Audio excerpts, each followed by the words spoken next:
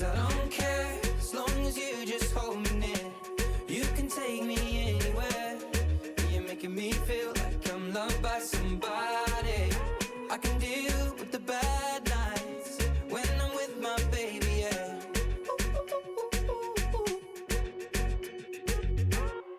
We at a party we don't wanna be at. Trying to talk but we can't hear ourselves. Pictureless, I'd rather kiss them right back. But all these people all around, I'm crippled with anxiety. But I'm told it's where I'm supposed to be. You know what? It's kinda crazy 'cause I really don't mind. Can you make it better like that? Don't think we fit in at this party. Everyone's got so much to say. Oh yeah, yeah. When we walked in I said I'm sorry. But now I think that we should stay. 'Cause I don't care when I'm with my baby, yeah. All the bad things disappear. You're making me feel like maybe I am somebody. I can deal with the bad nights when I'm with my baby, yeah. Oh yeah, yeah, yeah. 'Cause I don't care, as long as you just hold me near. You can take me anywhere. You're making me feel like I'm loved by somebody. I can deal with the bad nights when I'm with my baby, yeah.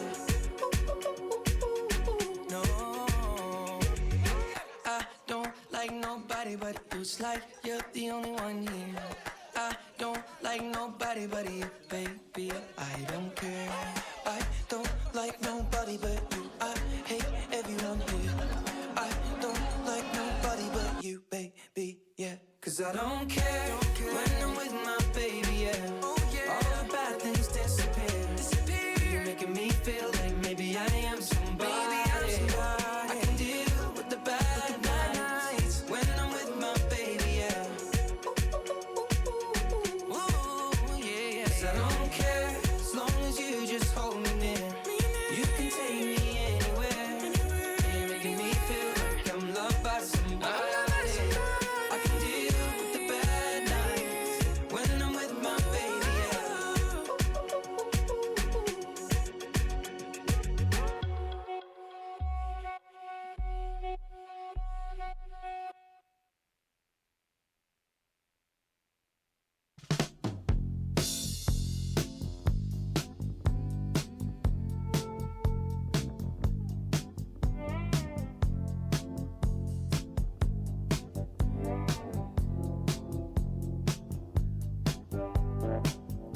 Now here you go again. You say you want your freedom. Well, who am I to keep you down? It's only right that you should play the way you feel it. But listen carefully to the sound of your loneliness, like a heartbeat drives you mad. In the stillness of remembering what you had and what you lost and what you had and what you lost. Oh, thunder only happens when it's raining. Players only love you when they're playing. Say women, they will come and they will go. When the rain washes you clean, you know.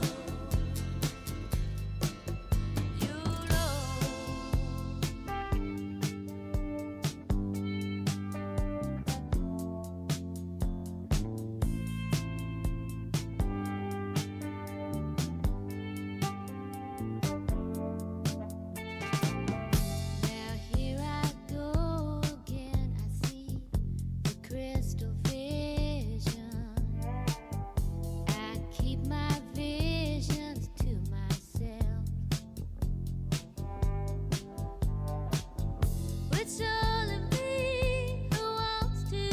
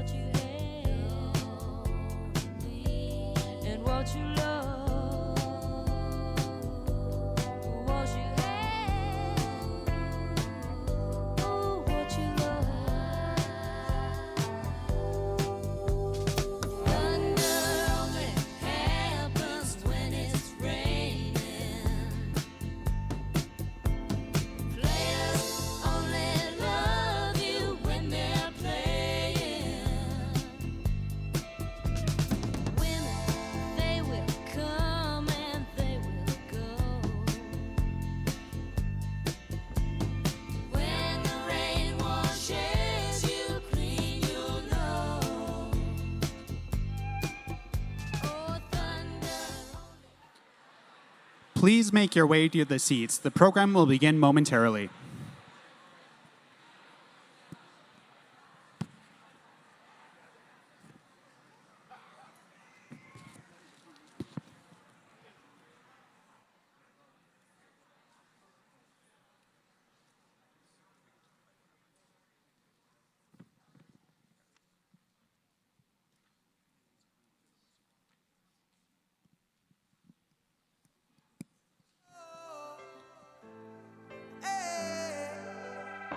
Please help me welcome the Aspen Institute's Sports and Society Executive Director, Tom Farrey. I've been waiting on the sunset, bills on my mindset. I can't deny it, getting higher than my income's breadcrumbs. I was wondering what they were going to put on as the walk-up music, and I said, pick your choice. Anyway, friends, partners, community heroes, dreamers, doers, players, project players, thank you for coming today. I mean, welcome to the 11th annual Project Play Summit in Baltimore, where Project Play first made that turn from talk to action, from playbook to playmakers. The year was 2017. Project Play had just gone public after 2 years of roundtables with 300 leaders around the country on a range of different topics. We had published Sport for All, Play for Life, a playbook to get every kid in the game. Our seminal report, 8 strategies for the 8 sectors that touch the lives of children. It was the nation's first shared framework on how to build healthy kids and communities through sports. But where to start? Our friends at Under Armour raised their hands and said, come here, come to Baltimore. Can you, Aspen, landscape the state of play in our hometown? Can you create a resource that could identify opportunities to help the good people of our city? And I'm not going to lie, I knew what folks were up against. A few years earlier, I had written a book called Game On about youth sports in America and some of the challenges that we have. And I knew what people in the city were up against. I dedicated an entire chapter, actually, to Baltimore. Which once had 130 to 150 rec centers dotted across the city, essential institutions. But 2/3 of them had been shut down by the turn of the century. It was a city that was destabilized by the loss of safe places for kids to go after school and on weekends. Tax revenue was down, crime was up, relations between residents and police were strained by the death of Freddie Gray 2 years earlier, not far from here. Could local stakeholders really mobilize around sports as a tool of community uplift with all else going on? Would national organizations have the incentive and the courage to invest in this, the nation's 29th largest city, just small enough to be forgotten?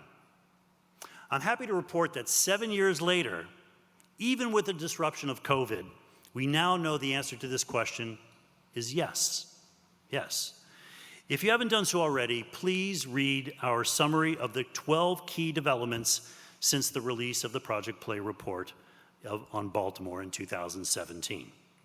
New rec centers, new grant making, new sport options, new uniforms, thousands of them, free uniforms, new partnerships, newly refurbished gyms and fields, innovative nonprofits, dedicated for-profits, starting with but not limited to Under Armour. Yes, a lot of work still needs to get done here, but in these trying times when it's so easy to run cynical about our institutions and fellow citizens, it's important, I would argue essential, that we celebrate the good, that we elevate progress where made so we can find the energy to drive for more, to close more gaps and serve more children through sports. So round of applause for everyone who has dug in here and made a difference.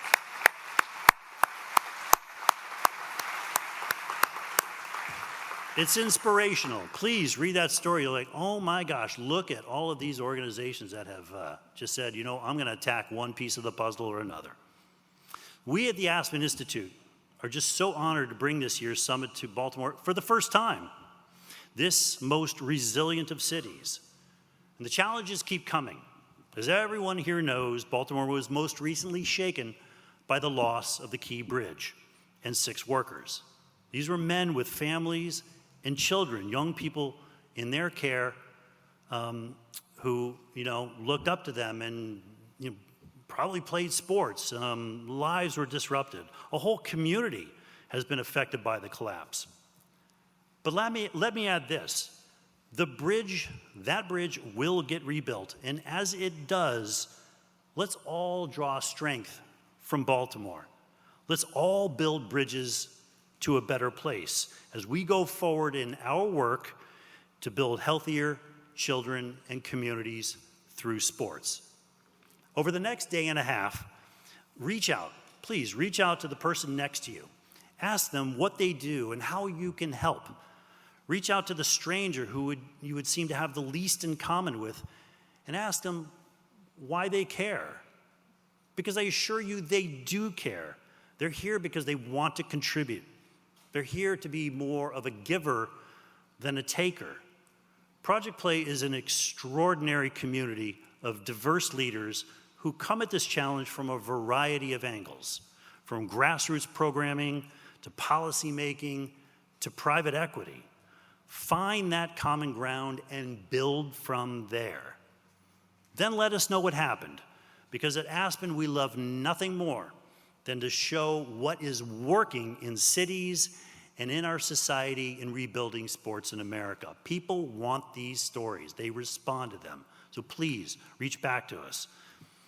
So with that in mind, I'd like to please welcome to the stage Tiffany Johnson, one of Baltimore's own, a graduate of City College and now a senior manager for HR at Under Armour, one of the companies that we work most closely with in Project Play. Tiffany?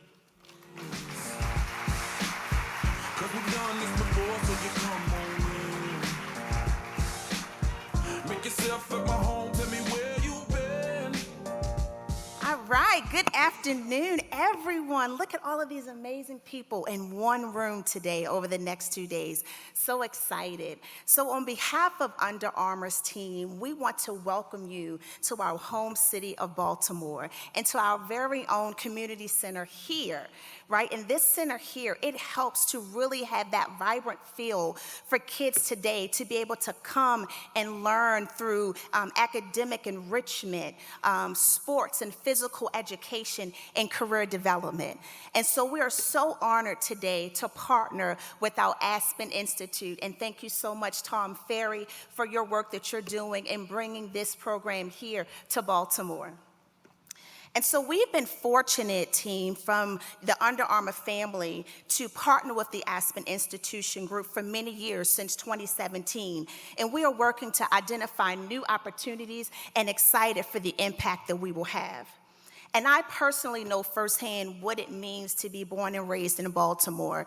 Growing up with my 2 older sisters, and we played basketball at our community rec center, being able to connect with the community and the youth in our areas, and then also being a former Baltimore City public school teacher, where I had the opportunity to provide physical education for my students, as well as partnering with Special Olympics here in Baltimore as well.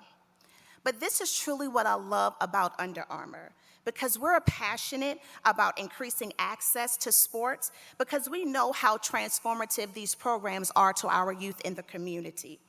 We're committed to providing increased access and opportunity to millions of young people by 2030. And as you all will be here over the next 2 days, there are so many ways in which groups you have collaborated with across the industries that you will be able to reach some goals. There are also ways that we can learn from each other to iterate and accomplish even more. So I am so energized and I'm so excited to be able to kick off this 2024 Project Play Summit for you all today. Change makers are definitely in this room, and there is so much that you all can do together. I encourage you to make new connections, have interesting conversations, and be a sponge to those around you. Listen, learn, and be open to new solutions as we brainstorm together. Follow through on what you say you're going to do, and don't lose sight of the bigger goal that we're trying to accomplish together. But most importantly, be true to yourself. Authenticity builds community, community builds confidence, and confidence builds leaders, and leaders build opportunity for the next generation. On behalf of our 1,700 teammates in Baltimore and 15,000 globally, thank you all for your dedication to developing sports opportunities for our youth. We are thrilled to host you here in Baltimore, Charm City. We have so much pride for our home city, and I hope that you feel the same for yours. With this, let's kick things off, and let's protect this house to protect our youth. Thank you.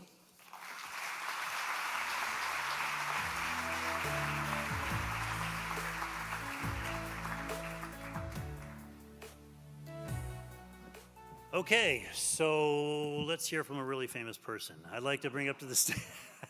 You might have heard of him. His name is Cal Ripken Jr. Cal and Rob Long, why don't you guys come up and talk to us about your work in Baltimore.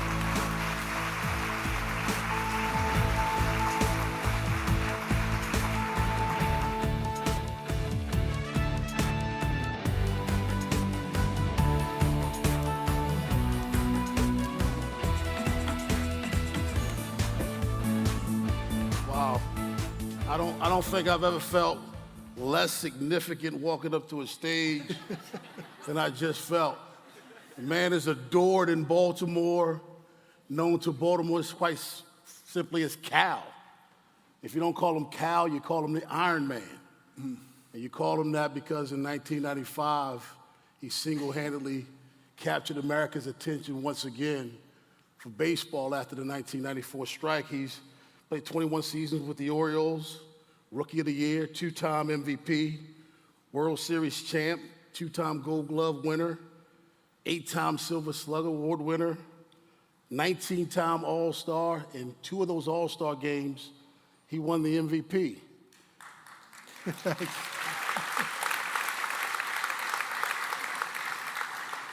Cal, I'm personally not clapping for 2 All-Star MVPs because I can understand you only winning 2 MVPs for 162 games. Well, you played 19 All-Star games and you only won 2 MVPs? What's wrong with you? 19 All-Star games, Cal. Well, you know, you had to split time. You didn't get to play the whole game. Okay, all right. Although one time I did play 14 innings in Pittsburgh Okay. For the All-Star game. But you're right, I should have performed better. Yeah, you should have performed better. I need you to do better, Cal. Listen, you're a Maryland guy. I often tell the story to embarrass Cal for the younger people in the room because is Torrey Smith here right now? Torrey Smith's son, I don't want to embarrass Torrey, so I will. Torrey Smith's son said, "Who's Cal Ripken?" Yeah. I wish Cal was in the room to hear that, but he wasn't. So let me explain something to you, and I'm going to completely embarrass him right now. Cal Ripken's consecutive game streak began when I was in elementary school. Where's my son Robbie? My son Robbie's 25 years old. It ended a week before he was born. That's what you need to give him a hand for, because none of us have gone to work all those days in a row. None of us have. Well, you got to keep in mind that being a professional athlete is not work. You get to play a game for a living. It's a pretty good job. Right. Gets paid pretty good. Wish I played in this era. Oh, yeah. Oh, yeah. You left some money on the table. But no, you got to play a game for the living. You got to live. You didn't have to grow up until 41. Right. Until your career was over, and then you go into the real world. But I was lucky. I was one of the lucky ones, for sure. You were very lucky, and you transformed that luck into doing for other people. What you're doing now through your foundation and what you're doing in the community is outstanding. Now, with all the things that you could do in life, all the other options you have in life, why do you feel it's important to help kids have a safe place once again? Well, I think a lot of that had to do with my dad. Billy and I grew up. I had 21 years in the big leagues. My brother Billy had 12 years in the big leagues. He jumped around for 2 other teams. And we always thought that we were the lucky ones because we had the encyclopedia of baseball as a dad. Mm-hmm. Now, a lot of dads think they're the encyclopedia of baseball. A lot of kids think that their dads are the encyclopedia of baseball, but ours actually was. Mm-hmm. And you realize that we could help other kids become the best players that they could be. And so Dad had a teaching background. He had aspirations to be a big league player, but he got hurt in the minor leagues and then went in. His whole goal was to help kids get to the big leagues, in other ways. And then he used baseball also, in his off time to get in front of kids, to expose them to the goodness of sport and give them some options. So, that was sort of Dad's legacy. And I think at 41 years old, when you have a long career in baseball, your life's not over. You don't play golf every day or stay in your pajamas. Right. In retirement, you have a second chance to do something. And Billy and I felt very strongly that we wanted to help kids. So we got involved in youth baseball, mostly from teaching in the beginning, and then to having tournament destinations and complexes to give the kids the same sort of experience that we had in the big leagues, like the joy of playing in a place like Fenway Park or the Yankee Stadium, the different dimensions. We started to bring those things to life and try to make the 9 and 10-year-old kids feel like they were big leaguers, because all the people that play baseball, this many of us get a chance to go all the way to the top and have a career out of it. But there's so many more kids that can enjoy, what we're providing. That's great, because you're right. Not many people get to go play Major League Baseball. You've done a lot of work in the inner city. I'm from inner city of Baltimore, product of Baltimore City Public School. Graduated from Northern High. If any Vikings are in the house, probably not. But you've done a lot to try to revive what's going on in the inner cities with the underprivileged. Why do you feel athletics and activity is important in those communities? Yep. Let me say, you see me twisting my arm up here and kind of going like this all the time, and being introduced as the Iron Man. I have an injury right now, and I have a herniation at C6, C7. So if you're familiar with that, it affects the nerve root that runs down your left arm. And so I'm a little uncomfortable right now. And I'm laughing at myself because I played all those games and didn't get hurt. And then since I've had surgery, since I retired 2 or 3 times, not really good. But what I did was pretty dumb. I was looking at other ways to exercise, and I have a rowing machine at home, so I started rowing. And I went through what I call little interval training, 30 seconds on, 30 seconds off, probably at half, 60%. And I got a good sweat, got a good workout in, did a whole bunch of reps, and I'm sitting there looking at this little menu thing on the screen, and I'm thinking, I wonder how fast I can pull 100 meters. And so then I pulled at 100%, bam, bam, bam, and I got the results I was looking for. I was going, damn, that's good. About 4 hours later, I started feeling this pain down my left arm. So that would be the equivalent, and I think my son's here too, is I went out with my son, and my son would say, Dad, let's see how fast you can run the 60-yard dash. And I would blow both quads out, both hammies out, my back and everything else. And I'm smarter than that. Right. But anyway, I guess I wasn't. So now I'm suffering the consequences. Now, what was the question again? Something about, I don't know. It was about our work in the your work in the kids. cities. So the value of sport, I think we all inherently know that there are lessons that are learned in it. I think when we were kids, and we're playing a sport, we did it because it was kind of fun, and then maybe your parents got you involved in it, whatever there was. You didn't really know you were learning all these values that could be applied to everything else in life. If we didn't know we were learning, we'd stop playing.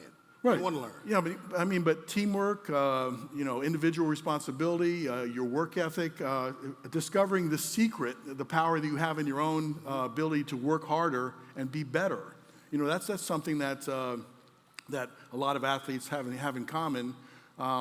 That they understand that. So, even after I retired at 41, you go into business and you're thinking you spotted everybody else 20, 25 years ahead of you, but you can apply some of those things and you could work hard knowing you can get better and knowing you can still learn.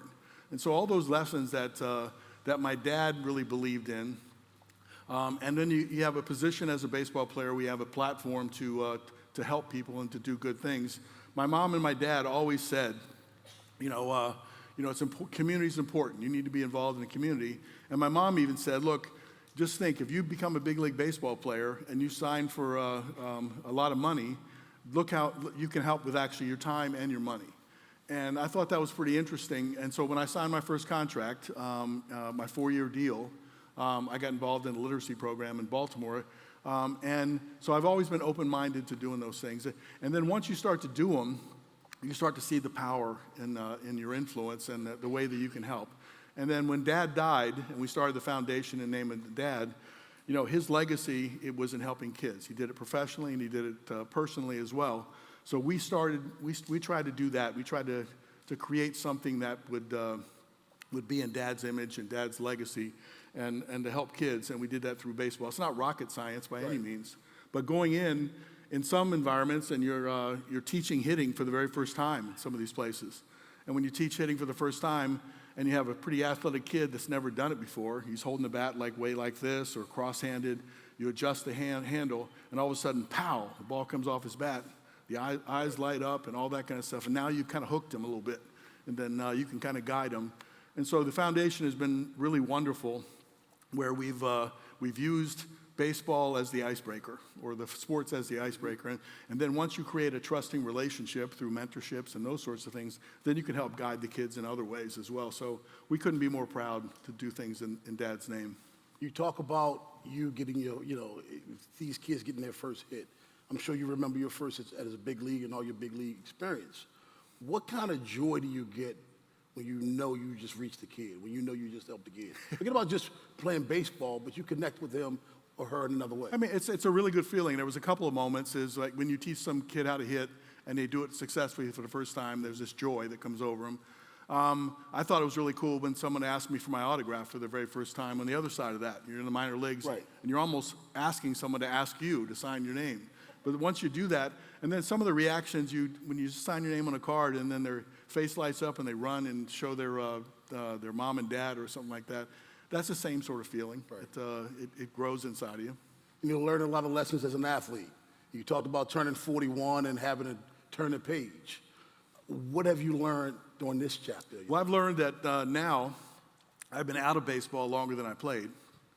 So my last year was 01, so I'm 23 years out of baseball, and I played for 21 years. That's a 44-year window of time. Damn, how'd that happen? How'd this happen? What was the question again? What have you learned in your post-career, your second career, so to speak? I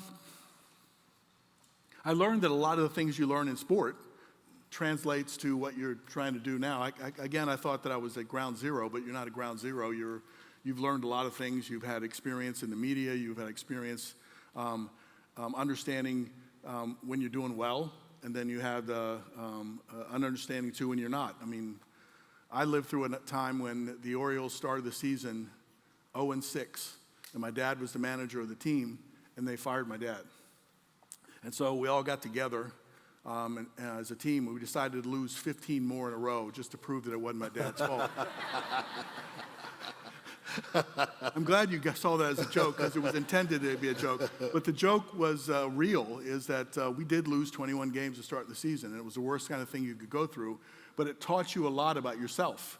You know, you could run away from that challenge, or you could look for ways to figure out, how do we find the light at the end of the tunnel? How do we get through this? And having gone through something that horrific, you can live off that experience. So what I learned from my baseball career is that a lot of the things translate, but also you have a wealth of experience in different areas that you can tap into to help solve problems. How many coaches here? Coaches, athletic directors? Most of us are. I'm a coach as well. You've seen that moment, Cal, where maybe you couldn't get through the kids. Maybe it just wasn't working. We've all been there before, right? You know, maybe we didn't have enough resources. Whatever it is, it just wasn't enough. What advice would you have to the coaches out here who've been through that before? Just resources, you mean? Anything. Resources, time, kids just aren't listening. So maybe you have parents who want to be the coaches. Let's start with resources. Let's start with resources just for a second. Because my dad managed in the minor leagues, which meant he got paid really nothing. Mm-hmm. You know, it didn't make, so he had to work 3 jobs in the off season to make ends meet. Mm. You know, he worked in a drugstore, he worked in a lumber company, and he drove a beverage truck in the off season. So we didn't have resources necessarily. I mean, Dad was part of the, so when he was trying to give us things to help us, one example would be the Orioles in spring training had this 72-foot batting cage.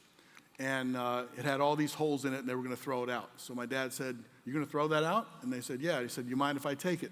So then he came home, he doubled the 72 feet and made, or doubled it, put it to make it 36 feet. So now all the holes were kind of, and you kind of mended the nets or whatever else.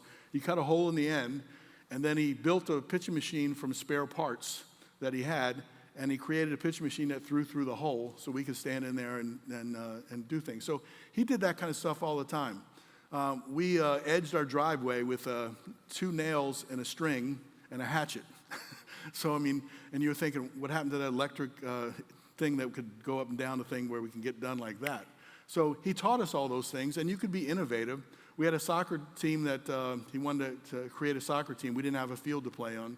He asked the guy that owned the farm, can we use that lower field as a soccer field? So we all went down there, measured it out, cut it out, and made it useful. So that there are ways that you can look around you and then figure out how to get the resources that you might need, to help do things. So I learned that lesson to him, is that if there's a will, there's a way. Yeah. Right. All right. Now to the, you have parents, the advice. Bearing parents. So the advice, and I learned this from my dad, is, I guess, and I've experienced this myself, you have to be the most patient people as coaches. And I think sometimes if you're not patient, you can actually rile them up and create pressure. If I had the ability to make one thing happen all across youth sports, or in my experience, I would say, how do we diffuse the pressure early on in kids? When the kids are starting to learn how to play the game, not necessarily winning is the most important part, development of skills and those sorts of things. I had an example when my son was 8, and he was learning how to play baseball. And the other coach on the other team was all happy, and he was playing to win at 8 years old. And so I was looking over at him, and I was thinking, okay, we'll get through this. So our pitcher threw 4 balls in a row, walked the guy. And then the next, then you hear them, they all out to the second hitter, hey, that was 4 in a row. That's 4 in a row. Make sure he throws a strike. So then after 6 in a row and 7 in a row, he goes, that's 7 in a row. And so what happened was you end up walking bases loaded, right. Wild pitches to the backstop, people run and score, people over-cheer that they're running to score, and he's high-fiving everybody else, and our pitcher is crying on the mound. And so you're looking at him, and so if you wanted to win at 8 years old, I could tell your kids to take until they get to 2 strikes. Don't swing the bat at all. They'll walk you, then they'll run around the bases, and then you'll win the game. But you haven't learned how to hit, you haven't learned how to field, you haven't done that kind of stuff. So I called over to the coach, I go, you want to win that bad? And he goes, yeah. I go, okay, we forfeit, so now let's just play a practice game. And so we would tell our kids, strategies like hitting 3-0 at 8 years old, it doesn't matter. You want them to swing the bat. So either swing on the first pitch, swing on 3-0, just swing and try to hit the ball. And then you get those concepts that build up. And then, so sometimes we as parents get a little bit into the game, and we press, and our competitive nature comes out, and we want to win. I would like to just, my advice would be, take a step back, realize the bigger picture, be a little bit more patient, and let them develop, and try to alleviate pressure. I would say, do not do a post-game analysis on the way home. When something goes bad in the car, do not address that. That's going to end bad every single time. They're not going to listen. Right. You're going to get upset. Just figure out what you might want to say. Wait a little while, until they calm down, maybe, half a day or so, or the next day, and then try to impart that teaching. When my dad was in the minor leagues, it was really interesting. I was the bat boy at 10 years old, and I saw the pitcher for tomorrow's game was keeping the charts. So they had to keep the charts of every single pitch that was down, and they kept score. And so when somebody would make a mistake on the field, my dad would walk over to him and say, put a red dot right there in that box. And so they put a red dot in that box. So after the game was over, my dad would look at the collection of red dots, go back and look at the situations and remember what those things were, and they would create these little index cards. So when the player walked through the door the next day after the game, he would call him in, and say, hey, come in here for a minute. Last night, you got thrown out of third base when we're down by 2 runs. You don't want to do that. Time to take a chance is when we're up 2 runs, da-da-da-da. And the outfielder had a really strong arm, and it wasn't the smartest thing to do. Okay, fine. But I love how you're swinging the bat. Keep going. And the guy would walk out of the room like 30 seconds later. His chest would be all up. He'd be all happy. But he would learn what would happen. If you tried to do that during the course of the game, they're already upset that they made a mistake. And they would fight you a little bit, and then you would be emotional because you're costing us the game, and then nothing would get done. So at the professional level, if you can do that, you certainly can do it at the 8 to 12-year-old level where you're. And when I helped out for my son's baseball team, I kept a little notebook, and so I wrote things down. That was my way of doing it. And the other coaches that would yell and scream things out, I brought them a notebook in. And I said, if something happens, don't yell out, just write it down. And then we'll figure out together, is this a team-oriented thing to fill, or is this an individual thing? Because if it's an individual thing, you want to protect, you don't want to embarrass them. You want to talk to them in private, and you want to explain what happens, because kids are really, really sensitive to that. So I don't know, that was some broad advice. No, that was great. It was great. Every moment's a teaching moment, make it a learning moment. We're going to open it up to some questions from our audience. We have microphones floating somewhere. Anybody have questions? Yeah. Can you address the idea of playing multiple sports rather than right now it seems like there's a whole lot of people that are focused on playing single sports, especially in young age. Yeah, can everybody hear the question? It's about multiple sports.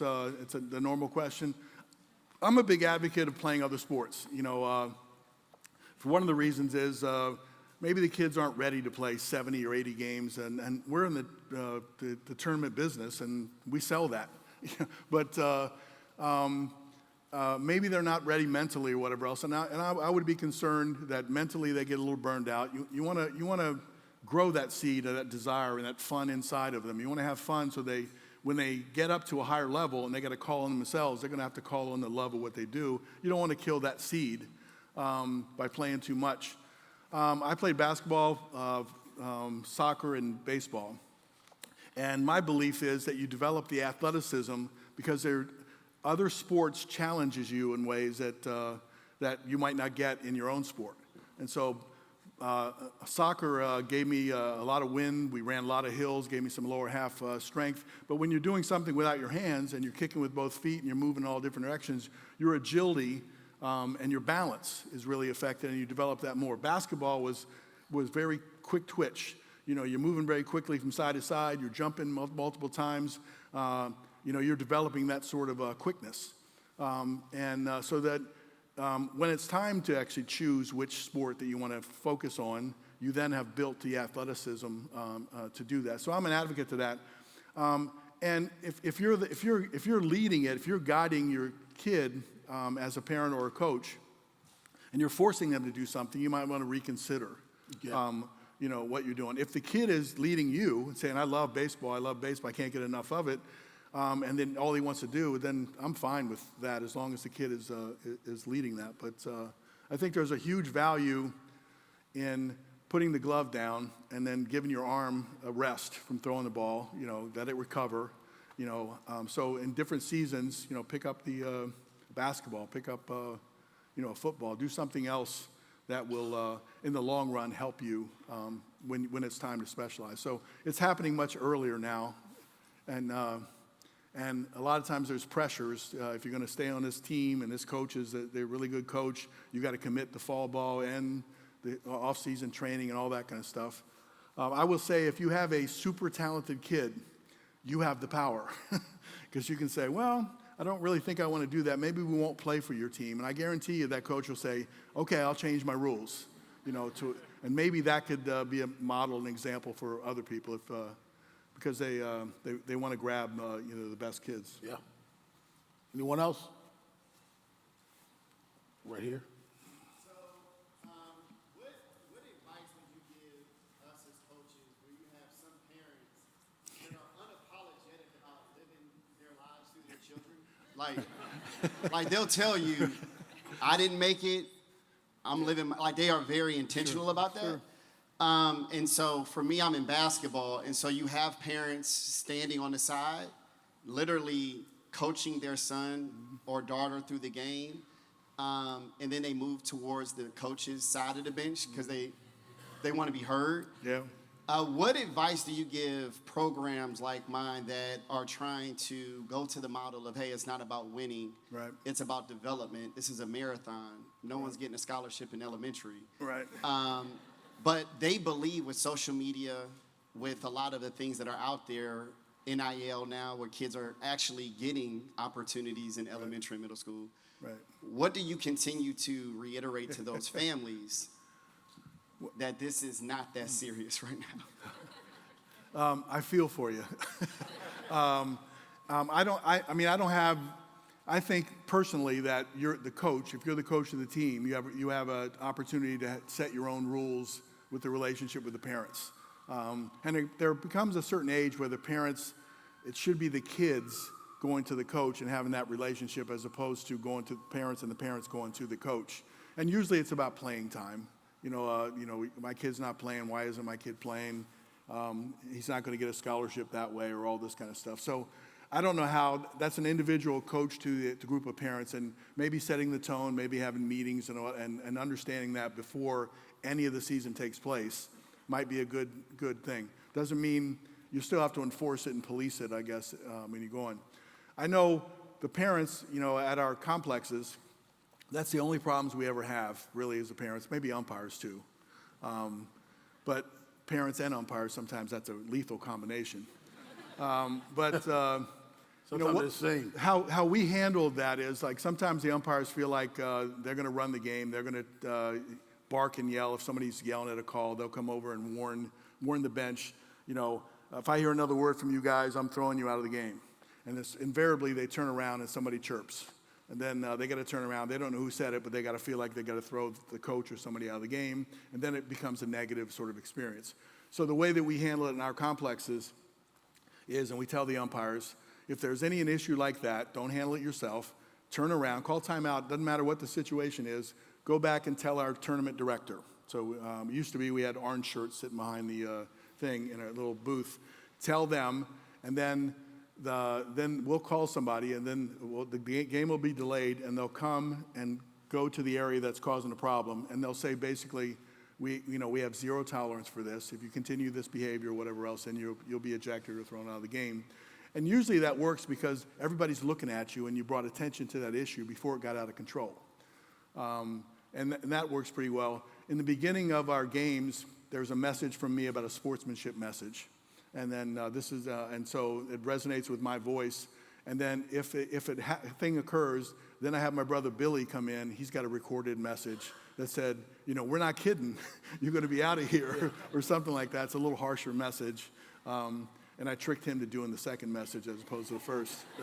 But I mean, that has worked overall. If you're running that, is that you want to nip it in the bud before. You know how it's going to accelerate. It's never going to end well if the umpire either initiates the conflict or the parents are yelling back and forth. But the coaching, the relationship between the coach and their parents, I think you'd have to start to handle that, or try to have a meeting at the start of the season and say, here's our rules. Don't email me about playing time. Don't do all these kind of stuff. And I think by and large, if you set the tone early, you have a chance to actually enforce that. Ladies and gentlemen, the incomparable Cal Ripken Jr.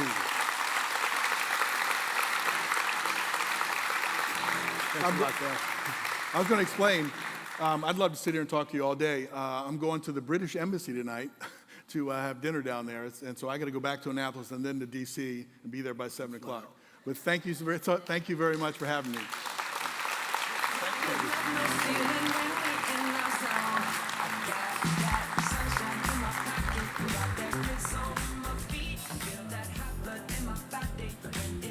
As a kid from Baltimore, it is unreal having the opportunity to sit here with Cal Ripken and be able to hear some stories from him. As coaches, I guess the question in the back is one of the biggest things that we go up against are parents, not kids. Kids understand. Right now, we want to bring to the stage a two-time Super Bowl champion, former Baltimore Raven, Mr. Torrey Smith.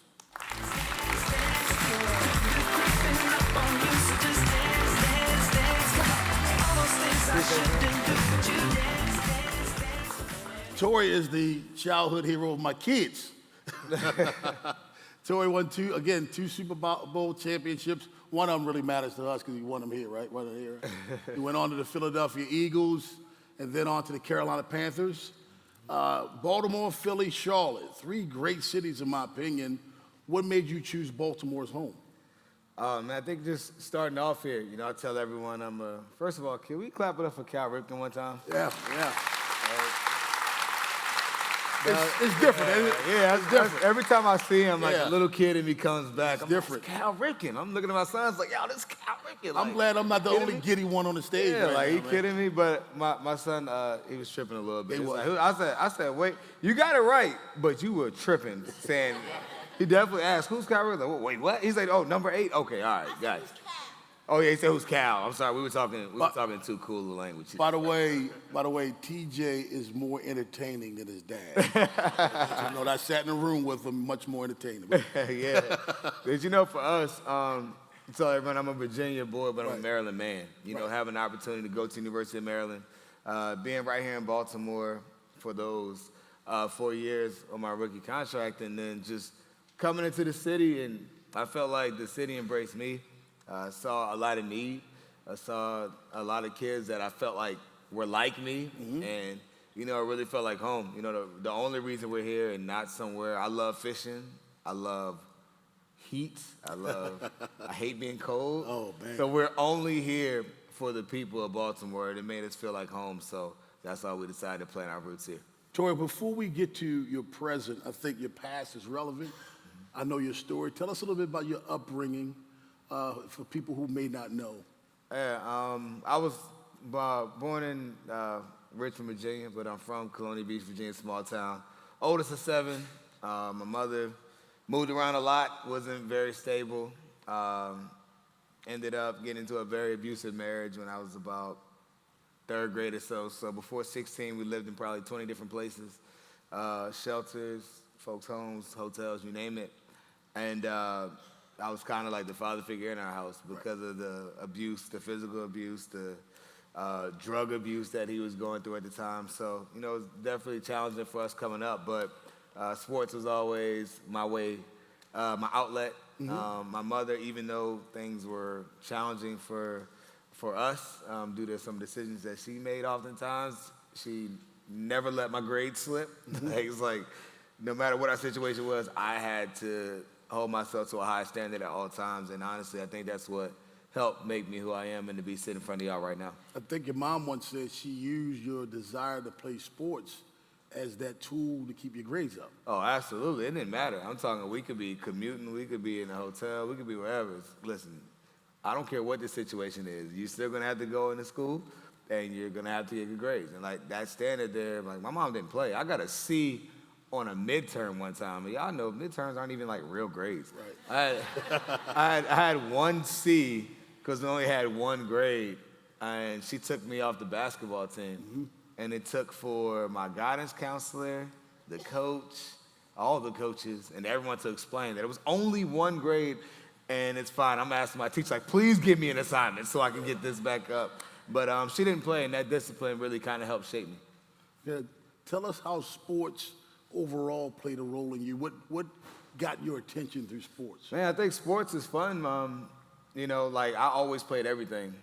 If it was fall, I was playing football. Winter, I'm playing basketball. Spring, I'm playing baseball. And, people ask all the time, like, did you play football all the time? I'm like, I would love to say that, but because we moved around so much, I only played football in 3rd grade, and I didn't play again until middle school because we were never stable. Right. So I was a recess hero, but I never really never really played organized football until middle school. And so beyond just actually playing the sport, my role models came from sport, right? My coaches were my mentors. I wanted to be like them. They showed me what a healthy relationship looked like by going on AAU basketball trips, like watching them communicate with their wives. Like, you can communicate and not have to throw hands. Right? Like, these are new things. I remember it exposed me to a bunch of different things. I tell the story all the time. anyone that's from Virginia, there's a college in Virginia called Eastern Mennonite University, right? It's out in the mountains. I was thinking it might be in Lynchburg, maybe wrong in the city. But if you asked me for a solid 4 years, where I wanted to go to school, I was telling you Eastern Mennonite University. Wow. Because my coaches, we played in the AAU tournament there, and I'm like, I saw this college campus. I'm like, hey, I want to be here. I want to do this. And so my coaches exposed me to what it's like to be a man.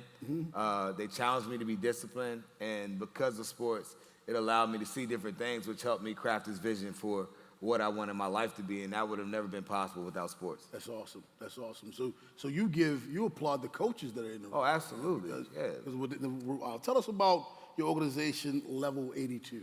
So Level 82 is an acronym. It stands for Leadership, Education, Vision, Effort, and Love. And those are 5 principles that we think are essential for everyone's success.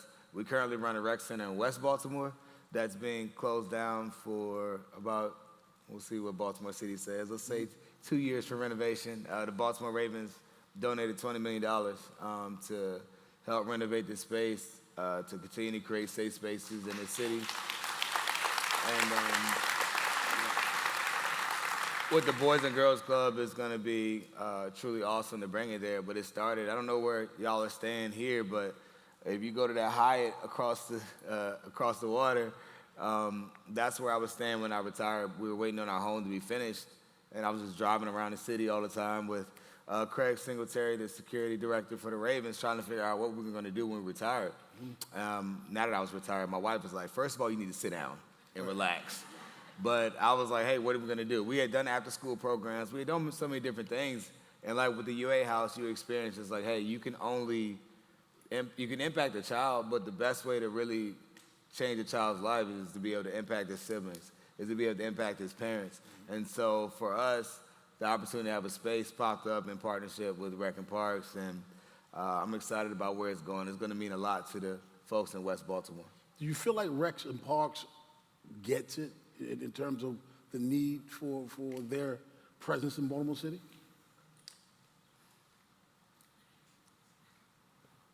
This is you help them get it. I think they get it, but I think there are barriers that exist that shouldn't exist. Like what? Like, I don't believe that. I feel like I live in Howard County. So for those of y'all that are familiar, it's a very privileged county over. There's need there, but it's a nice county. Certain things my kids don't have to worry about just by nature of where we live. Right. And I feel like in cities all across the country, kids are punished not because they're not worthy, not because they don't deserve it, but because it simply doesn't exist. And so when you have barriers, we're talking about sports for me, right? If my coaches didn't help say, hey, this registration fee, can you push this back, right? Or man, we need help. This ain't gonna work. We're gonna be committed, but this isn't enough. I think sometimes when it comes to, not to point fingers at Rec and Parks, I think it's just an overarching thing. Right. It's like access is a problem. And I feel like we have to continue to fight against that because you don't know what that could mean for the next child. Like when you're seeing guys literally, kids right behind us, right, in neighborhoods, walking distance from us, that they feel like it's a barrier for them. I literally stopped playing baseball because I got tired of being on someone else's tab, right? Cal alluded to how much you had to play baseball. I know to be really, baseball was my best sport. When I told my coach I got a scholarship, he thought I got a scholarship for baseball. Right? I was like, no, I'm going to play football. I was like, what? You play football? Like, completely confused, right? So the idea of things being a barrier, it shouldn't be, in my opinion. Now, I get it. Our families are different and all of that.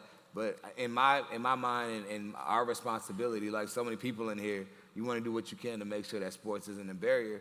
And it's important to me because I know how much it meant to my life to be able to have a game and create those mentors, you know? Organizations like the Baltimore Ravens, you heard the crowd applaud them as well they should. Without your organization, Level 82 and others, you feel like you're kind of like the liaison between the community and the Ravens to encourage them, let them know where the money should be I just think, just like everyone else, you're a vessel, right?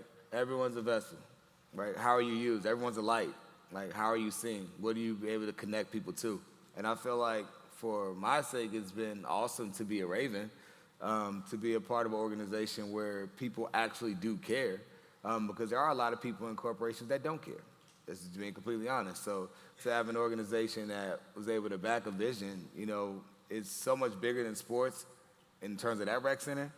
But sports is a major part of it because we chose that location because it had a green space with a field that's not really, they can't play on it. So there's a school called Green Street Academy in Baltimore that is located there. So we identified that area because we were looking for a space that could build out, had green space, that had a strong community association, and that had a school nearby.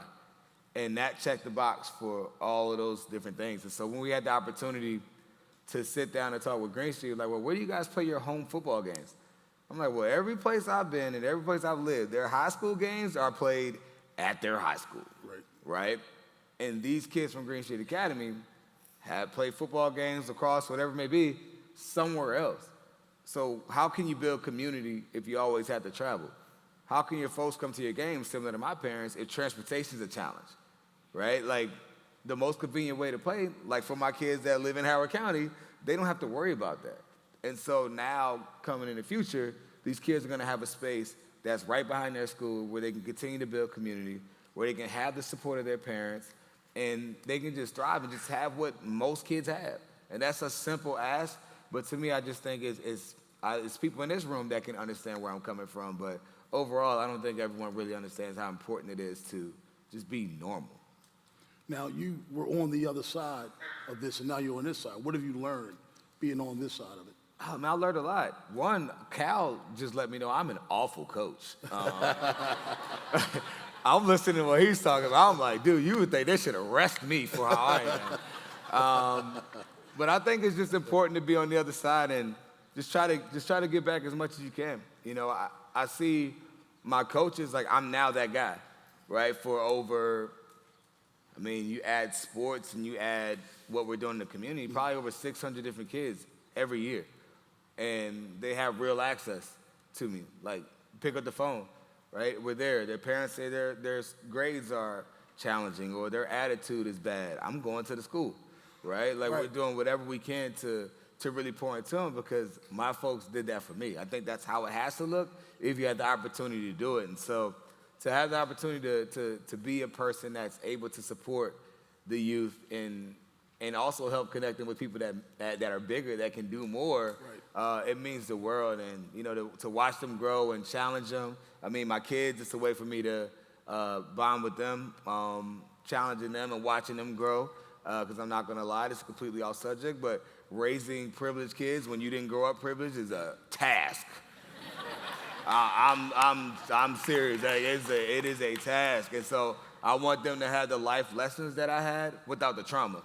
And the best way for them to have that is through sports and through challenging them and everything. And so I'm excited to be in a position to be able to do that. Yeah, they're playing on their phone right now. Yeah.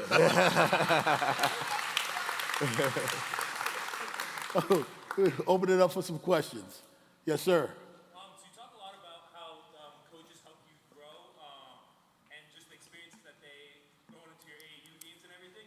What were some of the traits that you saw as, like, on the field, in the locker room, that really stuck out as a coach, that really helped develop you as a professional and as an adult that you are now? Yeah, I'm not gonna lie, I've had really good coaches, like almost through my entire life. I only had one coach that I thought was kind of a clown, but everyone else was really good. And that's from the youth level on. And things that stood out to me the most that were people that were authentic. They weren't trying to be someone else, right? But, like, kids watch you more than they'll ever listen to you. And so what I can say about all of my coaches, from John Harbaugh in Baltimore to Ron Rivera to whoever my youth coaches down in Virginia, the Pierce family, like, I could look at them and see what they were preaching to me. So it wasn't foreign, everything aligned. And so where I think you get in trouble is when you have coaches that are talking and speaking one way, but they're walking another. And kids identify that. If they see you as phony, there's no way they're gonna respect you the same. Yes, sir. Cal talked about it, you spoke about access as well.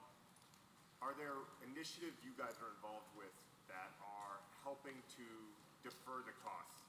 So I'm talking about, like, AAU tournaments and stuff now costing $50, $100 for a weekend for families to attend, right? And so you were speaking about access, building a field for them. Are there initiatives you're aware of that are looking at how do we curb some of these for-profit costs so that families can still be involved and have a chance to watch their kids play? Yeah, I don't personally know about any. I mean, I know the Smith family bank account has been hit hard by trying to curb a lot of those costs. Because to me, like, if we ever hear, like, our tackle organization, we part of the East Howard Jaguars, 400 plus kids, right? My wife and I are very heavily involved.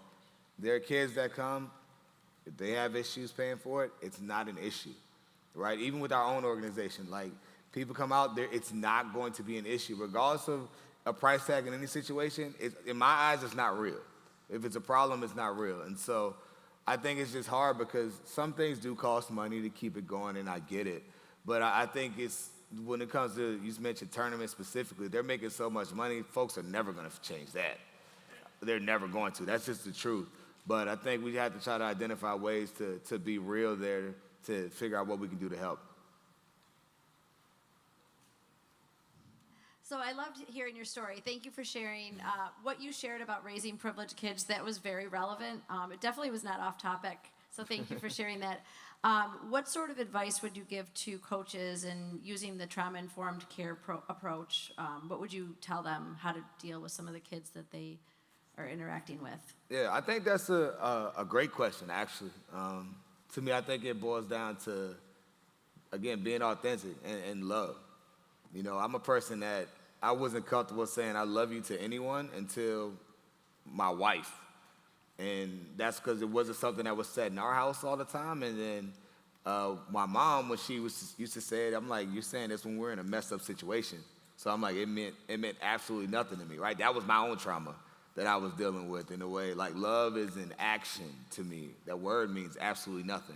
And so I think you just have to get to know that when people know you're there for them, it really shows. And when you don't give up on them. Sometimes people try to give you the cold shoulder, not because they don't want you there, but because it's uncomfortable to them.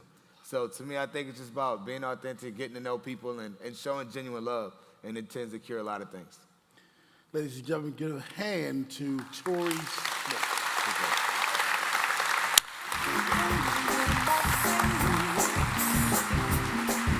Please help me welcome the Executive Director of the Maryland Sports Commission, Terry Hasseltine.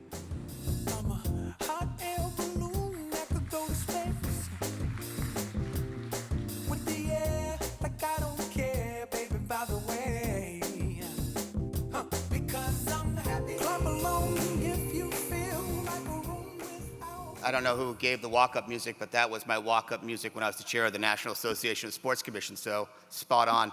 So quickly here, I just want to say welcome to the great city of Baltimore, the state of Maryland. As the definitive leader in sports tourism in the state of Maryland, we're glad to see Under Armour and our partners at Project Play and the Aspen Institute choose Baltimore and the state of Maryland to host this summit.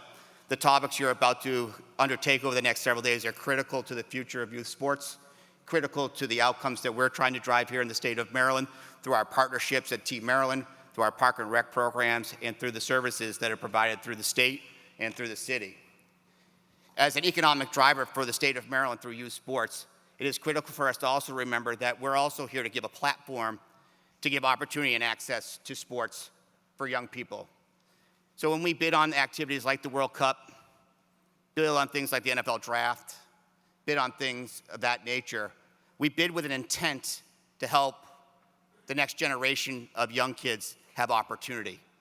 So our platform, when we bid on those things, isn't about the economic drive or the visibility of that event. It's about what are we doing to make our community better after the opportunity comes and goes. We didn't win the World Cup bid.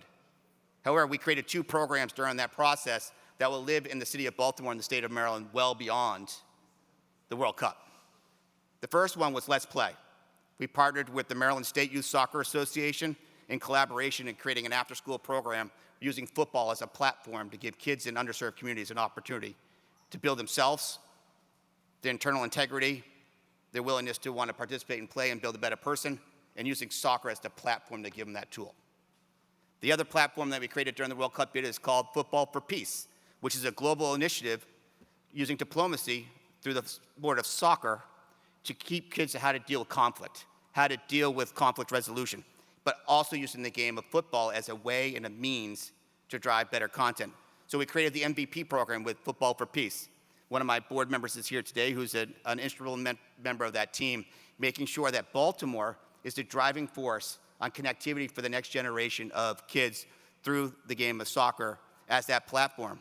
And so we find it very important what you're doing here this next couple of days to help us continue that theme and to build on that pride.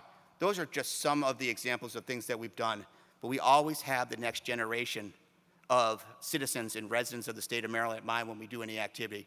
We want to make sure when we host these tournaments, I'll say my cliche, term, heads and beds, food and belly, gas and cars, credit card and cash and counters and butts and seats. That's how we measure the economics of what the industry is that we serve. But our importance behind that is about the revenues that it generates so we can make sure that the communities don't have to raise their service dollar so that our citizens can have access to those facilities. So we turn those tax revenues to keep access in the local communities lower because of the tax revenues that we're generating by visitors coming in and putting net new dollars in our market. So as part of this whole effort in supporting and sponsoring this program was also for us to come up and say, we believe in the Children's Bill of Rights through Maryland Sports. We endorse those rights, and we will implement those rights into future programming that we have here in the state of Maryland. And you have our promise on that, Tom, and the team at the Aspen Institute, because it's important and critical that we create platforms for successful young people to have access, to have opportunities, because we're all sitting here today because we had opportunities someone gave us at some point in time. So as the Maryland Sports Commission, our board of directors and staff members that are here in attendance today and our Team Maryland partners, welcome to Baltimore and welcome to the state of Maryland.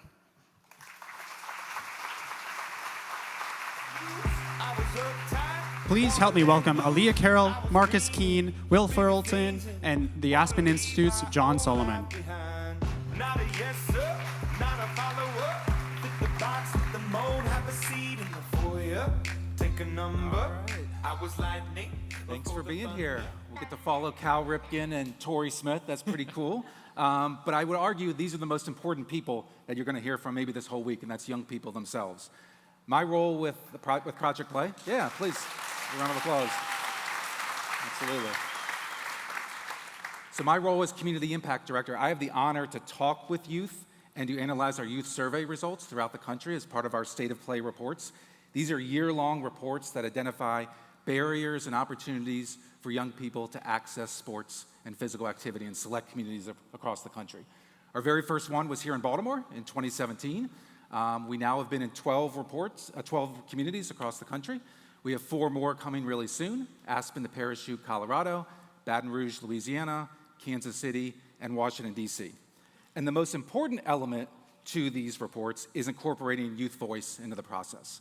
Our number one strategy at Project Play is literally ask kids what they want. And it sounds really simple, but unfortunately not a lot of adults actually do it. But what's really inspiring is when community leaders ask children what they want, and then they listen and they respond with experiences that make children feel welcome. So that's what we're going to do here. We're going to be listening to 3 exceptional young people here from the Baltimore region about their sports experiences. First, pleased to have Marcus Keene. Marcus is a junior at the National Academy Foundation in Baltimore, where he participates in basketball, lacrosse, and cross country.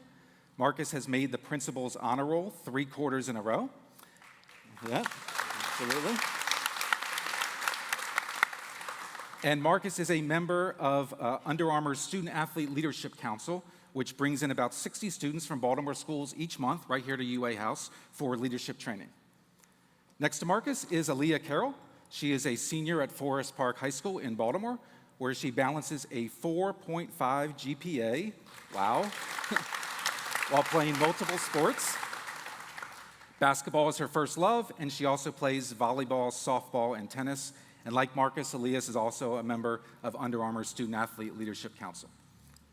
And finally, we're pleased to have Will Fullerton. She is a senior field hockey player at Marriott Regis High School in Howard County, Maryland. Will coaches younger children in tennis and field hockey, and also officiates field hockey. Wow, good luck with that. Real quick, she also loves climbing and participates in climbing events with Unmatched Athlete, which is a nonprofit that encourages youth who identify as LGBTQ+ and allies to participate in sports and fitness. So thank you all for being here. The theme of this discussion is sort of understanding how children's lives change for the better when adults listen to them. I'm curious to hear from each of you, how well do you think adults are listening in your experiences to kids in sports? And by adults, it could be parents or coaches or administrators. Marcus, you want to start first? I would say, like, with my experience coming into high school, I have coaches that I feel comfortable with speaking to. They listen, they try to understand from every point of view, and then they'll give their opinion on something. But most of the time, you come to them with a problem, not even a problem most of the time. You could come with them with anything. They'll sit, listen, but most of the time it's problems with your sport, and they'll hear you out. They'll try to give you a solution. If you don't like the solution, they'll understand why you don't like it. But most of the time, it's just them trying to see every angle of the situation and not just say something and then you don't like their response. When we talked offline a little bit, you mentioned you've had positive coaches. You've also had some negative coaches. It sounds like we hear what the positive coaches have done, right? They're listening to you and being like a mentor. What experiences have happened maybe that haven't been as positive as you would like? So in middle school, I had some coaches that was like negative and like didn't really give you a chance to experience like playing a sport for real, because it's like they see you mess up or see you like bring your team down, not necessarily, but like do something that messes up the team, and like they'll sit you down or they'll yell at you. And most of the time with kids, it's like if they get yelled at, that's a confidence breaker, and then it makes them not want to do anything. And that was basically a big problem with me. Leah, how about you? What have your experiences been like in terms of adults listening to children? Coming into high school, I definitely, like my basketball coach, he definitely opened me up to a lot of opportunities. I'll say for one of my summers during AAU, I didn't have the best experience, and that kind of shot me down a little bit when it came to my confidence. Coming back from my last trip from that summer, he offered me an opportunity to work with Under Armour, and that kind of made me feel like somebody actually believed in me, in the sense of, you got it, you can move forward from this one experience, and it didn't let me keep that negative energy in my space. It's amazing. Will, how about you? How well do you think adults have listened to youth? So, in my experience, I have been very, very lucky, honestly. I have had mostly good coaches that are willing and try and get you to talk with them, try and figure out what works best, what is going to help you improve. But I have also seen other teams' coaches where it's clearly not the same case, and you have coaches actively attacking their players while they're on the field trying to play a game. And you see that when you have that kind of connection where you can speak, that's where a team is going to be better, where it's going to be better for the athletes as well as just the whole community. Will, you've seen the perspective as both being an athlete and now as a coach. I think you coach, third and fourth graders? Yes, I coach third and fourth grade field hockey and coach tennis camps through Howard County Recreation and Parks. What experiences have you taken from your own career as an athlete? Have you done the same or differently because of what you've experienced as an athlete now that you're a coach? Yeah, there's a lot of differences that I honestly did not expect. It was kind of they were asking for coaches, so I was like, you know what, I'll try it. So it was definitely a learning experience. There was a curve to it. But I feel like I learned what types of coaches worked best for me and what other types of coaches may have worked best for other types of people. And I was able to figure out what kind of dynamic is going to make it so that everyone feels safe, everyone feels like they're being listened to, and everybody is going to be able to build skills, build their confidence in the sport, and then hopefully continue playing. Let's talk about facilities a little bit. We heard Torrey Smith up here talking earlier about huge gaps. Will, I saw you nodding your head some while Torrey was talking, right? Because you're in Howard County, right? You've got some really nice facilities. We have very nice fields. Marcus, first for you, can you sort of describe what your facilities are like, what you play here in Baltimore at NAF or, just locally in the community? So at NAF, it's like really small because it used to be Dunbar Middle School, and as it been a landmark, we can't really do anything to the building, but we try our best, like, with the resources that we have, but we also will use, like, resources elsewhere. Like, our track team, we don't really have a field that they can run around, so we'll go practice with Dunbar. The lacrosse team uses City Springs Park Field as a home field for games and stuff like that. But it's like we don't really have resources at our school, but we have people that's willing to help us, like, get the same advantage as other schools, and that's just, how am I put it? That's just something that we're thankful for, because I feel like, I'm trying to get my words together, but I feel like that's something that helped me, especially for me playing 3 sports, that helped me a lot, because it got me the type of training that I needed, and it helped my teammates a lot too. But that's just the biggest thing, that we can't really do anything to our building, so that's like the problem with us mostly. Yeah, and I think NAF plays basketball games here at Yeah. UA House quite a bit as well. Aaliyah, what are your facilities like where you play at and your experiences? I'll say for like at my school, we were kind of lucky to have Armour come in, be able to do our floors over and, give us uniforms, all that. So, when we feel like people are pouring into us, it makes us want to, do more and play more, because when we feel like we look good, we want to play good. So, I mean, that's just, being given the opportunity to go out, even to our rec centers. Like, I go to Cahill and CC Jackson. CC Jackson's not like in the best area, but it gives those kids that are surrounding that area to come in, feel free to, play around with their peers and stuff. So that's a plus. And Will, how would you describe the facilities in Howard County where you're at?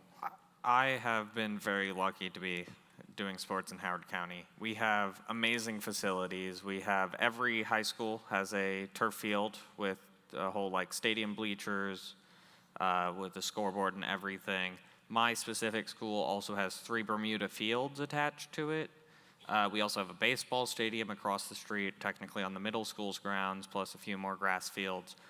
So it's something that a lot of people at my school take for granted, but it is an amazing resource to have, to just be able to take the 5-minute drive down to my school and just have this plenty of resources outside to just use for whatever I need to use. So, for example, field hockey goals are usually unlocked, and I can pull those out onto our turf field, and I can practice on off days or off season, and it's an amazing resource to have. Yeah. One of the beauties of sports is how it can change the lives of people, the trajectories of the lives of people, and open doors that you may not even know that opened. And Marcus and Aaliyah, you both are part of Under Armour and the City of Baltimore's Student Athlete Leadership Council that meets here at UA House. What have you learned from that council? What's a takeaway that you've had? Aaliyah, do you want to start first? I'll say for me, it kind of got me out of my comfort zone.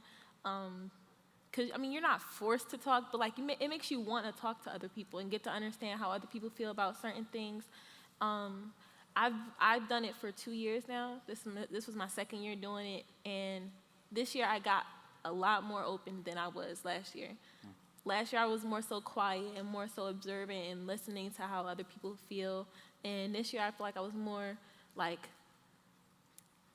into it, wanting to talk more. And the people that came with me from my school, it also allowed me to get them to speak up and make them want to feel more included in it. So that's great. Marcus, how about you? So, like what she said, it helped me step out my comfort zone. And when we would meet here, Blake would read off some of the things on a paper, and one of them was trying a process, which is basically try new things and see how you like it, you don't like it, and stuff like that. And as like I seen people doing it, it made me want to do it, and it's like it helped me step up. And being a part of the leadership council, I had one of my friends, which is a sophomore, and he didn't like to speak, and it made him want to speak up also. So it was just like, it just made us want to do stuff we weren't comfortable with. Like, could you have done this before you went to the leadership training? No, this is my first year. Yeah, cool. Well, I want to talk to you some about your experiences of feeling acceptance in sports. I understand you started realizing you identify as female in the 6th grade. You became open about your identity in 8th and 9th grade.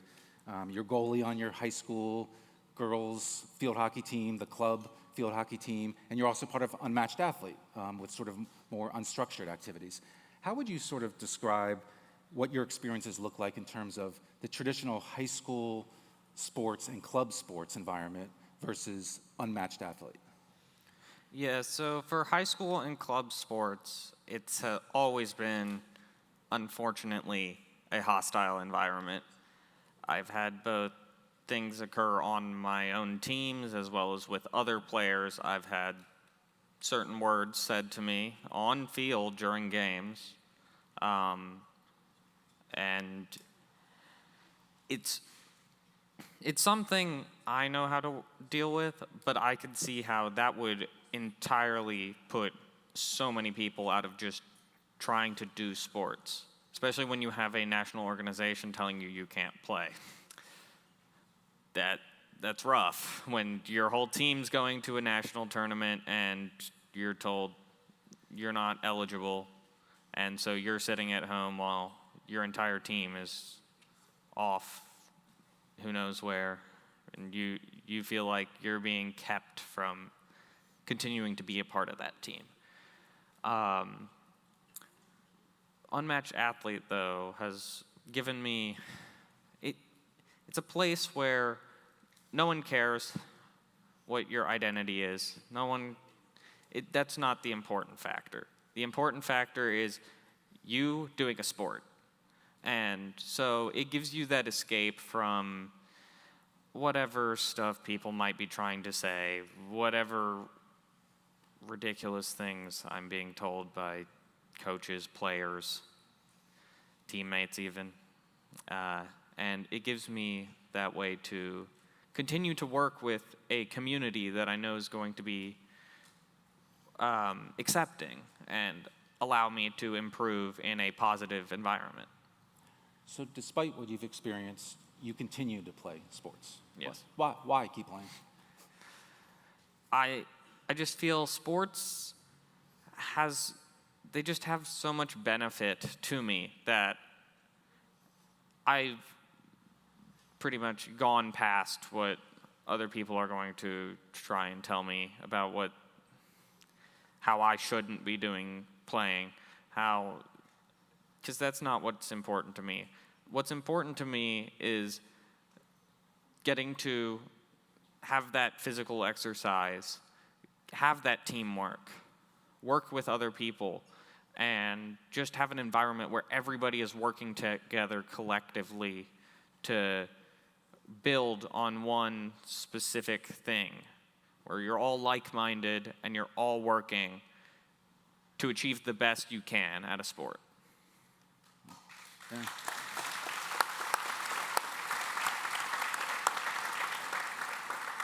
Last question for each of you. What's one thing you would like this audience to know about how to improve youth sports, whether it's for you locally here in Baltimore or just something more broadly nationally? What should adults know, one thing to make it better for kids? Marcus, you want to go first? I would say have events that is either free or don't really cost that much, because some kids, especially in Baltimore, are not exactly there financially, and sometimes they want to do stuff, but it's just like they don't have the money to pay for it, or they have the money, but it got to go to other things. Lee, how about you? To piggyback off what he said, I just feel like those free opportunities that you have to connect with others your age, also being poured into when it comes to like, you know, certain people supporting certain schools, you know, certain districts, all that. I feel like that's very important to like kids because they might not get that opportunity on their own, and their parents might not be able to give it to them because they might not be in an environment to or the money place to. So I feel like that opportunity definitely gives kids the feeling that somebody wants them to do great, and even if their parents do want them to be great, they probably just can't. So that's just the opportunity definitely gives kids encouragement. And Will, one thing that you want adults to know. So I agree with what they're saying, but also I feel we need to be pushing for young kids to be in sports. It's a thing that I don't see a lot. It's more a thing where a parent has to look into it, and at least in Howard County, which a lot of parents do, but some kids are being left out and won't realize they would love sports. They would love to play on a team. They would, even if it's not to trying to go to the professional level. It's an experience I've been able to have, and I'm lucky my parents have had me play pretty much every sport imaginable. But I think we just need to get kids playing sports. Well, thank you so much. Really appreciate it. Please give them a round of applause. Thank you all. That was great. You were great, man. Please welcome back to the stage Executive Director of Project Play, Tom Farrey. Like a big deal. Your love pours down on me, surround me like a waterfall. Thank you, John, Will, Lee, and Marcus. Really appreciate the insights. So right about now, we're supposed to be closing out and heading out to the game, the Orioles game. But I just got word that the Orioles are going to let us know within 5 minutes if the game is actually still happening. So we're ad-libbing here. How about that? So, yeah, Catherine, please just let us know what happens when. But look, I hope you guys have come away from this little glimpse, this hour and a half with some inspiration for tomorrow. You know, take to heart the insights of these young, impressive people. You know, Torrey's insights about the divide between, you know, kids from sports have environments and sports have nots. Super useful.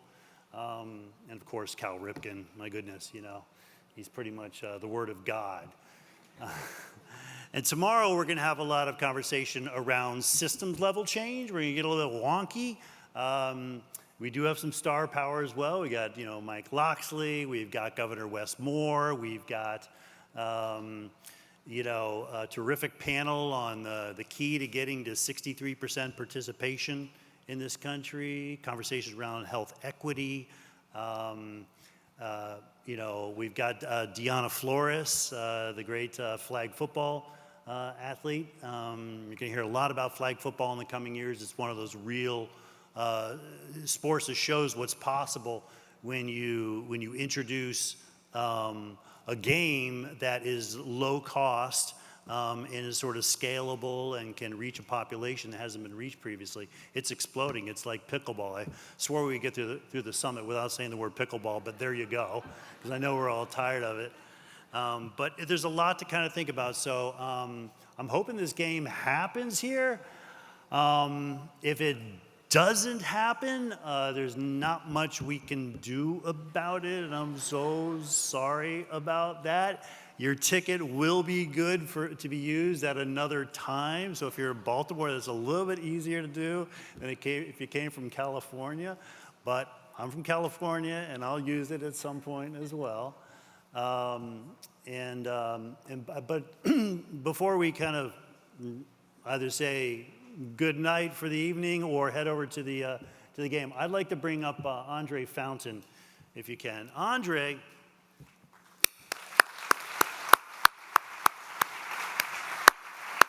Andre is a son of Baltimore, and not only is he a son of Baltimore, he was my partner. He was our partner on building the original State of Play report in Baltimore. He was on our staff. Yep. You know, from the moment I met Andre, he was always such an impressive, young, just bright light. You know, went on to get his master's degree, and when we sort of landscaped the state of Baltimore, this hadn't been done before. How are we going to do it? Who are we going to talk to? How are we going to pull people together? How's the advisory committee going to work? But people trust Andre, like immediately. You know, Brandon Scott, the city councilman who will be speaking tomorrow, he's now mayor.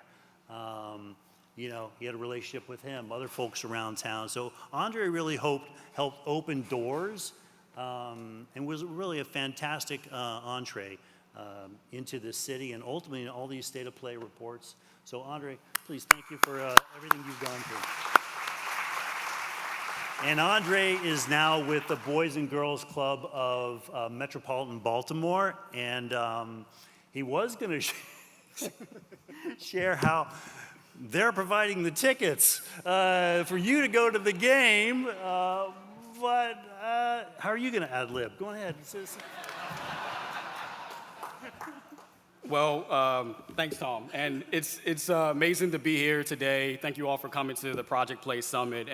As Tom mentioned, the Boys and Girls Club is a sponsor, one of the sponsors of the Project Play Summit this year, and we're excited to be so. You know, we believe in the work of the Project Play team, all the hard work that they do to improve the landscape of youth and school-based sports. Through the research that you all conduct, through the convenings like this, bringing all leaders in the room together to highlight new developments, new trends, but then also sit down and find solutions to some of the unique challenges that we're facing in our communities. So as Tom mentioned, I did have the opportunity to be a part of the State of Play Baltimore report, to co-author the report alongside him. It was hard work. I didn't know what I had got myself into, but I knew it was good work. And you know, I was proud to be a part of the project because I'm from Baltimore. And I grew up not too far away from this actual area where the project focused on. I remember going to middle school a few blocks down the street. I remember going up the street to Chick Webb Rec Center for basketball practices. So, Tom, thank you for the opportunity for allowing me to be a part of something special. And I hope you all enjoy the rest of day one, which is exciting. I hope you get a chance to go to the Orioles game because they are smashing it this year. And I hope you all have a great day too.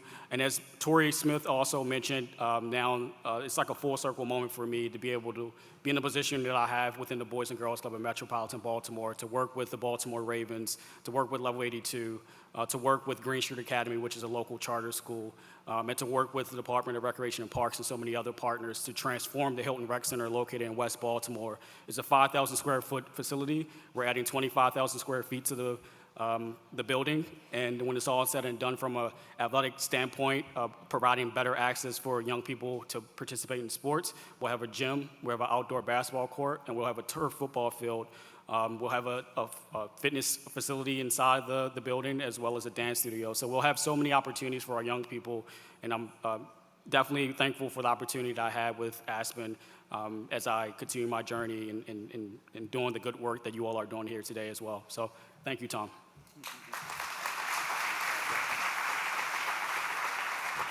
And would also like to thank our sponsors of this event. Of course, Under Armour, but the other folks who make this thing possible. Yeah, give it up for Under Armour, please. The Ralph C. Wilson Jr. Foundation, which has been, they've done State of Play reports themselves in Southeast Michigan and Western New York, and as part of our Project Play 2024 roundtable, has invested significant money, grant making, convening of folks in those two regions. Really exciting stuff that's already happened out of there. You can hear about that more tomorrow on our Beyond Baltimore panel.